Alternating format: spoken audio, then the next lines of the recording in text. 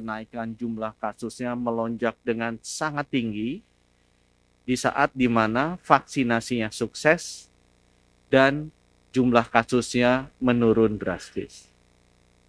Penyebabnya ada dua, teman-teman. Yang pertama adalah mutasi baru, sudah masuk juga di Indonesia, walaupun kita masih sangat sedikit insidennya. Yang kedua yang paling penting adalah karena mereka sudah vaksinasinya tinggi, jumlah konfirmasi kasusnya menurun, mereka lupa. Mereka kurang waspada. Mereka mengendorkan protokol kesehatan, memakai masker, mencuci tangan, dan menjaga jarak. India tengah mengalami laju penyebaran COVID-19 yang tak terkontrol hingga mencapai rekor tertinggi di dunia. Lonjakan yang tinggi itu disebut-sebut sebagai tsunami COVID-19. Diketahui, India melaporkan 346.786 kasus infeksi harian pada Sabtu 24 April 2021. Rekor kasus harian ini merupakan yang tertinggi di dunia dalam 3 hari berturut-turut. Negara itu mencatat hampir 1 juta kasus infeksi dalam 3 hari, sehingga total dilaporkan ada 3 juta kasus baru dalam 2 pekan terakhir. India berada dalam cengkeraman gelombang kedua pandemi COVID-19 dengan 1 kematian setiap 4 menit di New Delhi. Di Rumah Sakit Jaipur Golden, New Delhi, terdapat 20 orang meninggal dalam semalam karena kekurangan oksigen. Dikutip dari Reuters, Sabtu 24 April, kematian akibat COVID-19 di seluruh India naik menjadi 2.624 jiwa dalam 24 jam terakhir. Gelombang kedua ini menyebabkan jumlah pasien tak sebanding dengan jumlah tenaga kesehatan, sehingga membuat sistem kesehatan di India kolaps. Awal tahun ini, pemerintah India sempat meyakini akan mengalahkan virus tersebut. Namun gejolak baru meletus setelah munculnya varian-varian baru dan kegiatan massal seperti festival Kumbh Mela. Di tengah tsunami COVID-19 yang melanda India, disebutkan terjadi eksodus warga negara India yang masuk ke wilayah Indonesia. Para WNA dari India itu disebut-sebut datang ke Indonesia karena negaranya saat ini mengalami lonjakan kasus COVID-19 yang tinggi.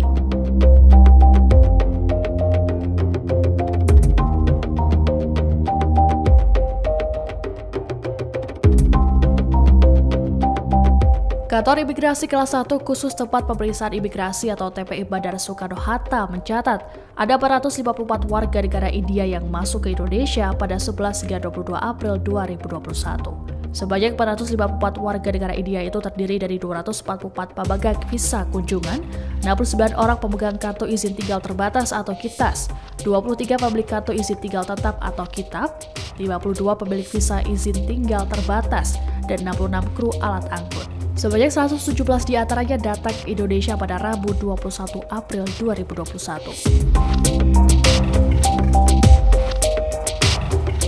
Imigrasi Bandara Soekarno-Hatta menyebut sejumlah warga negara India itu memiliki perizinan yang sesuai untuk masuk ke Indonesia. Kepala Kantor Imigrasi Bandara Soekarno-Hatta, Romi Yudianto, mengatakan masuknya 117 warga negara India itu telah melalui prosedur pengawasan yang ketat. Izin untuk memasuki Indonesia itu dibuktikan dengan kepemilikan KITAS dan juga KITAP. Romi mengklaim semua yang berada di pesawat itu telah melakukan screening tes COVID-19 oleh petugas kantor kesehatan pelabuhan atau KKP Bandara Soekarno-Hatta. Seusai melakukan pemeriksaan kesehatan dan dokumen keimigrasian, mereka ditangani oleh Satuan Tugas COVID-19 untuk menjalani karantina selama waktu yang telah ditentukan.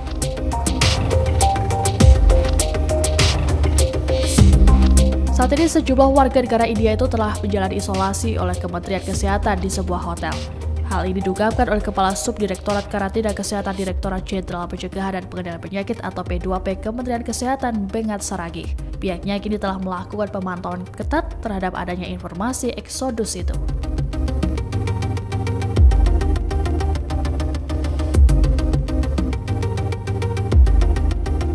Terkait dengan kedatangan warga negara India tersebut, Menteri Kesehatan Budi Gunadi Sadikin mengatakan dari seratusan warga negara India terdapat 12 orang yang positif COVID-19.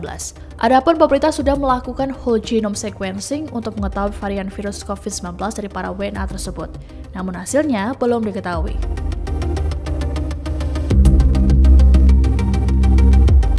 Sementara itu, terkait adanya dugaan eksodus WNA dari India ke Indonesia, Ketua Satgas Penanganan COVID-19 Doni Monardo telah meminta Jubir Satgas COVID-19 Wiku Adhisa Smito untuk menanyakannya ke Kemenlu. Doni juga meminta agar dilakukan pendalaman kasus apabila memang terjadi eksodus. Pihaknya juga menegaskan tidak ada kebijakan yang mengizinkan WNA masuk di tengah pengendalian kasus. Lebih lanjut, Doni juga mengingatkan pemerintah bahwa di dalam negeri terjadi pelarangan mudik. Untuk itu jangan sampai pemerintah berbalik memfasilitasi WNA yang masuk.